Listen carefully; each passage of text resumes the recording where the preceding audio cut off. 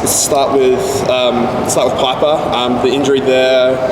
How long is that supposed to keep her out for? And just sort of speak on how much of a blow it is not to have her go to the UK and WXV2. Yeah, it's obviously tough. Piper was hitting some really good form and she was playing well for us, so we're all disappointed. But ultimately now she's had the op and we'll look to get her back for pre-season. I guess when someone goes down for an injury like that, it does sort of offer an opportunity. There's sort of 3 uncapped players in the squad. Can you just talk about them and what's sort out about them?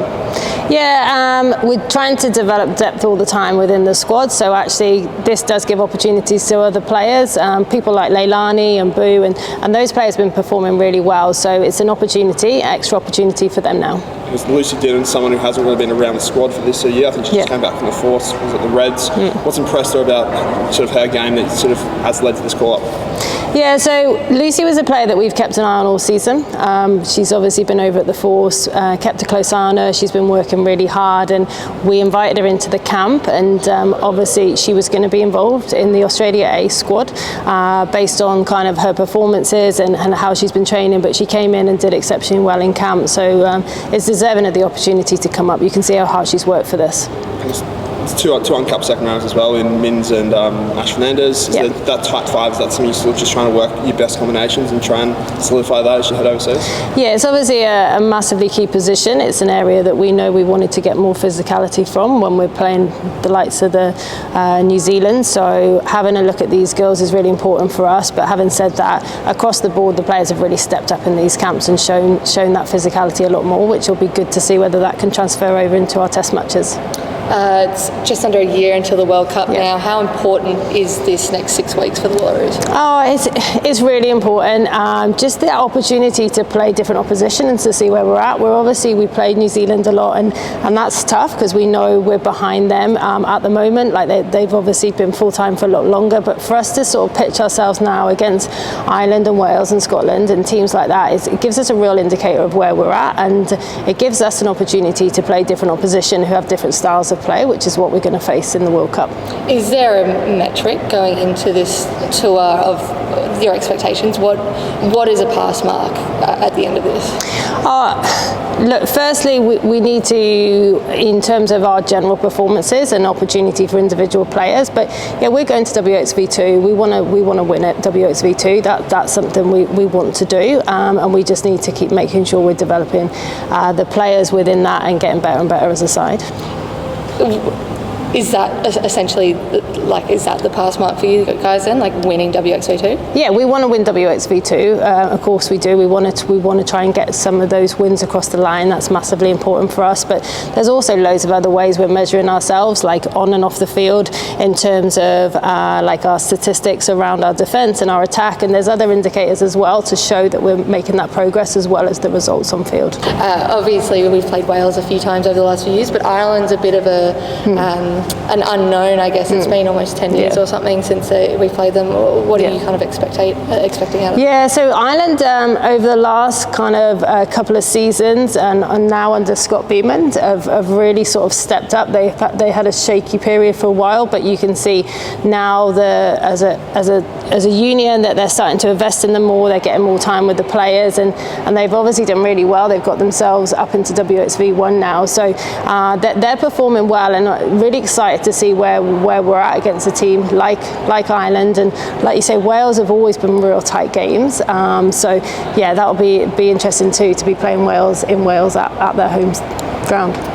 Is there any sort of experience you can draw from being involved in that UK system? A lot of those girls would have featured in the Premiership, and you would have to sort of potentially coach them or come up against them at that level. Yeah, it is really interesting, especially across Wales and Scotland.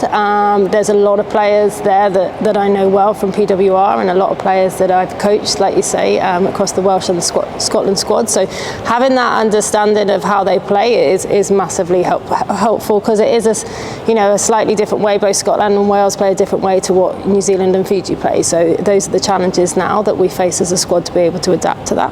And just having a tour like this, for a lot of these girls, they wouldn't have had the opportunity to have a 6-week proper.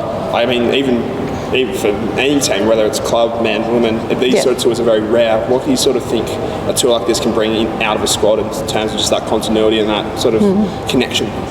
Yeah, well, it's everything, isn't it? Like some of our girls will never have travelled to the Northern Hemisphere before, been on a long haul flight. Those kind of things in terms of preparation for the World Cup is massively important, because actually we'll learn from that as a squad as well.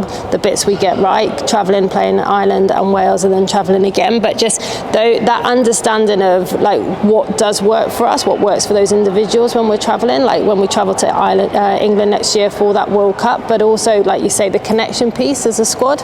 Getting our weeks right, week in, week out. This is something the girls won't be used to. To play this many tests back to back is something that the players won't have done before. I guess on top of that, just having this sort of last couple of weeks, just being in camp consistently, getting players sort of used to the training load and what to expect. Do you notice that sort of rise in, continual rise in professionalism as you start getting to a point where they will be heading forward?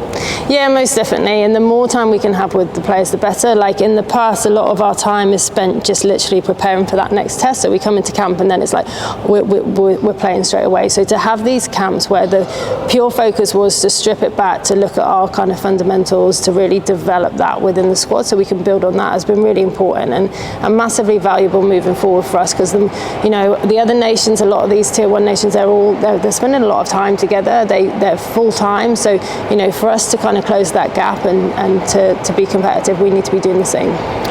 It's just so one of the Piper's injury, I think it happened in that Jack Scott Cup final. Yeah. Is there any sort of thoughts of resting all those Wallaroos players for it? Is there a frustration there that essentially in a club final you've lost one of your top players for the rest of the year? Look, these girls train really hard, and they train, and we always say that they don't get enough competitive rugby, and those finals were competitive games, so we don't want to take, when we're saying we want them to play more rugby, we can't then take that away from them. So injuries happen, that's rugby, and it's unfortunate, but yeah, we were fully supported of them.